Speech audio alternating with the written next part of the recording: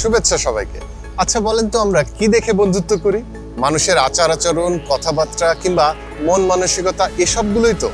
কিন্তু যদি মানুষের বন্ধুত্ব কিংবা শত্রুতার মাপকাঠি হয় পায়ের জুতা, তাহলে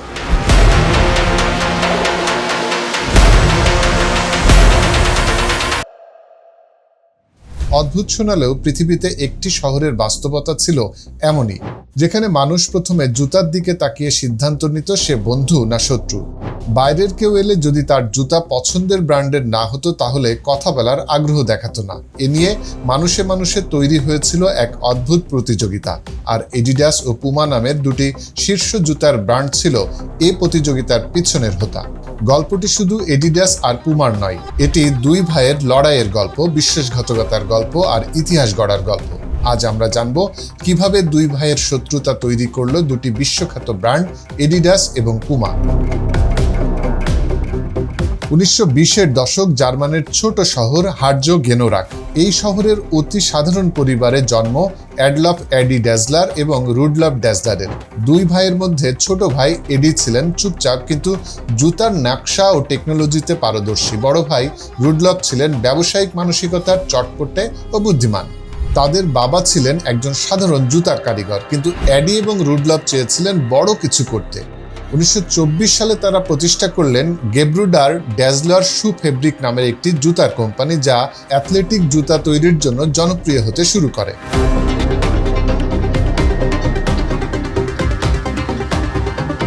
1936 সালে বার্লিন অলিম্পিকের সময় আমেরিকার কিংবদন্তি অ্যাথলেট জেসি ওয়েন্স 4টি স্বর্ণপদক জিতলেন, আর তার পায়ে ছিল ড্যাজলার ব্রাদার্সের তৈরি স্পাইক জুতা। এটি ছিল দুই ভাইয়ের জন্য বিশাল বিজয়। একটা ছোট শহরের দুই ভাইয়ের তৈরি জুতা বিশ্বের দরবারে পৌঁছে গেল, রাতারাতি পরিচিত হয়ে উঠল তাদের ব্র্যান্ড। কিন্তু এই সাফল্যও তাদেরকে একসাথে রাখতে পারেনি। কেন? সে ঘটনাতেই আসছি, যে কথা বলছিলাম। ড্যাজলার ব্রাদার্সের নাম দ্রুতই ছড়িয়ে পড়লো সারা বিশ্বে এবং এই কোম্পানিটি দ্রুত জনপ্রিয় হয়ে উঠল।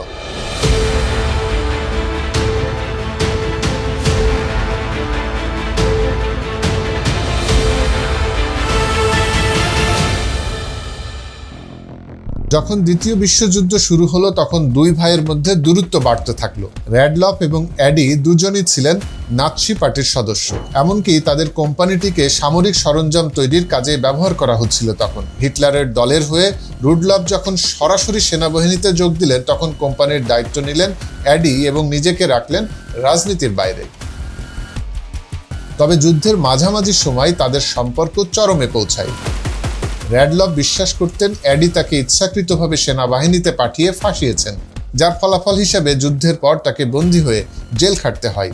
সেই থেকে দুই ভাইয়ের মধ্যকার বিশ্বাসের অবশিষ্ট দেয়ালটুকু ভেঙে যায় চিরতরে। তবে তাদের সম্পর্কের তিক্ত হওয়ার পিছনে আরও একটি কারণ শোনা যায়। এটি অবশ্য 1943 সালের সেই ভয়াবহ বোমা হামলার সময়। প্রচলিত আছে সে সময় একটি শেল্টারে আশ্রয় নিতে গেলে রুডলফের পরিবারকে অপমান করে এডি। এই ঘটনার পর থেকেই দুই ভাইয়ের সম্পর্ক চিরতরে ভেঙে যায়।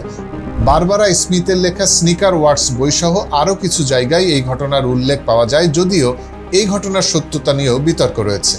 যুদ্ধের পর পরাজিত পক্ষ হওয়ায় তাদের জুতার ফ্যাক্টরিটি ধ্বংসের মুখে পড়েছিল।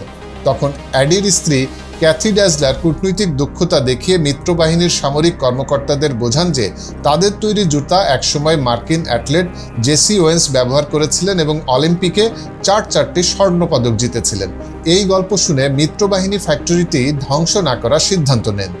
দুই ভাইয়ের সম্পর্ক যে একেবারেই ভেঙে পড়েছিল তা নিয়ে কোনো সন্দেহ নেই এবং পরিণতিতে তাদের ব্যবসায়িক সম্পর্কও চিরতরে শেষ হয়ে যায়।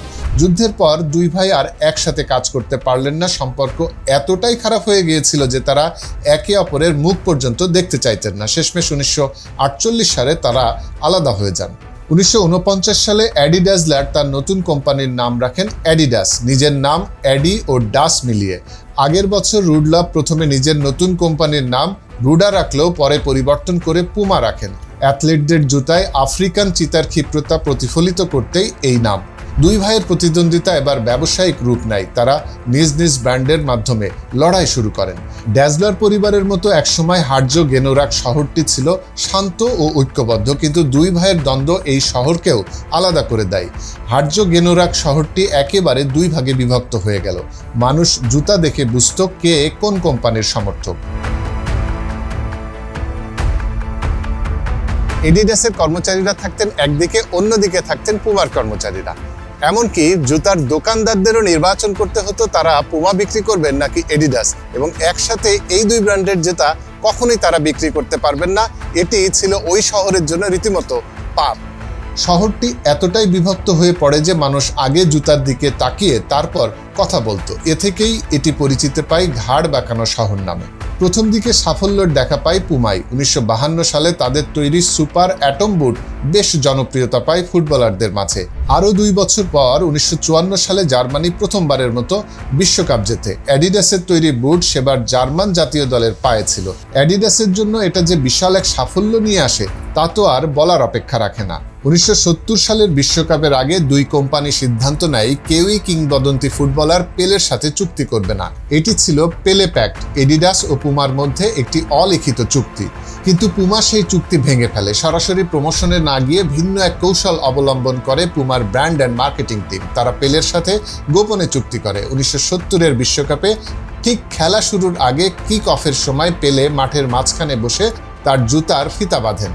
ক্যামেরা জুম ইন করলো এবং পুমার নাম ফুটে উঠল কোটি কোটি দর্শকের সামনে। সারা বিশ্বের চোখ তখন পেলের পায়ের দিকে। ক্যামেরাগুলো এই দৃশ্যটি ধরে রাখে আর পুরো বিশ্ব পুমার নাম জেনে যায়। এটি ছিল এক অসাধারণ মার্কেটিং কৌশল যা বিশ্বব্যাপী পুমা ব্র্যান্ডকে রাতারাতি জনপ্রিয় করে তোলে।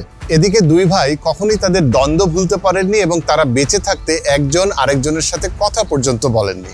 একটা সময় ছিল যখন তারা একসাথে স্বপ্ন দেখতেন, একসাথে জুতা বানাতেন, কিন্তু তাদের শেষ ঠিকানা হলো দুই বিপরীত দিকে। মৃত্যুর পর তারা হার্জো গেনোরাকের একই কবরস্থানে সমাহিত হন, তবে সম্পূর্ণ বিপরীত দিকে। অবশ্য 2009 সালে এডিডাস ও পুমার কর্মীরা প্রতিদ্বন্দ্বিতা ভুলে এক প্রতীকী ফুটবল ম্যাচের আয়োজন করে। এটি ছিল দুই ব্র্যান্ডের মধ্যে শত্রুতার আনুষ্ঠানিক সমাপ্তি।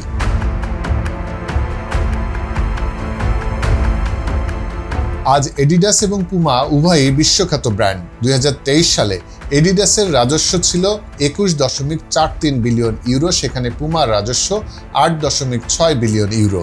2024 সালে এডিডাসের রাজস্ব বেড়ে দাঁড়ায় 23.68 বিলিয়ন। পুমার রাজস্ব বৃদ্ধি সে তুলনায় বেশ কম, 8.82 বিলিয়ন ইউরো, মাত্র 4.4%। নিট মুনাফার ক্ষেত্রে অবশ্য এডিডাসের চেয়ে পুমায় তুলনামূলকভাবে বেশি এগিয়ে। পুমার নিট মুনাফা ছিল 282 মিলিয়ন ইউরো। এডিডাসের 2024 সালের নিট মুনাফা 598 মিলিয়ন ইউরো।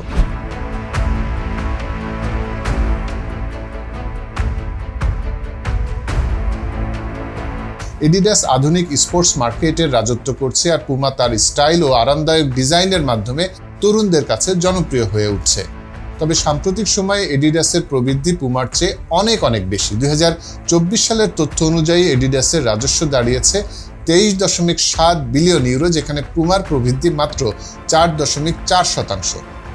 1970 সালের কিংবদন্তি ফুটবলার পেলের সাথে চুক্তি করে মার্কেটিং স্ট্র্যাটেজিতে এগিয়ে গেল, লং রানে এডিডাসের সাথে আর পেরে ওঠেনি পুমা। তবে এডিডাস কিংবা পুমা যাই বলেন না কেন, বর্তমানে সবচেয়ে এগিয়ে কিন্তু বিশ্বখ্যাত ব্র্যান্ড নাইকি।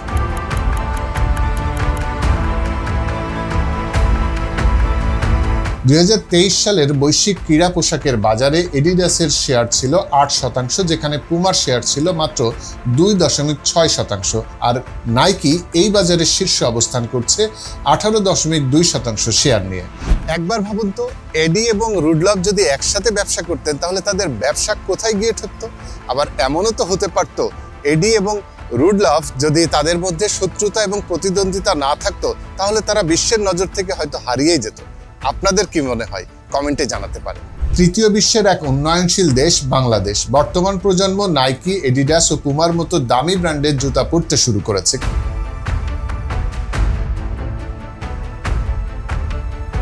কিন্তু একটা বিশাল সময় ধরে বাংলাদেশে ভালো এবং টেকসই মানের জুতার ব্র্যান্ড বানিয়েছিল বাটা। ঈদের আগে নতুন স্যান্ডেল কিংবা বছরের শুরুতে স্কুলের কিডস সবকিছুতেই মধ্যবিত্তের প্রথম পছন্দ ছিল এই বাটা। বাটা কোম্পানির ব্র্যান্ড হয়ে ওঠার চমৎকার গল্পটি জানতে চাইলে আমাদের কমেন্টে জানান। সেই সাথে সাবস্ক্রাইব করে রাখুন এবং নোটিফিকেশন বেলটি অন করে রাখুন যাতে কোনো কন্টেন্ট বাদ পড়ে না যায়।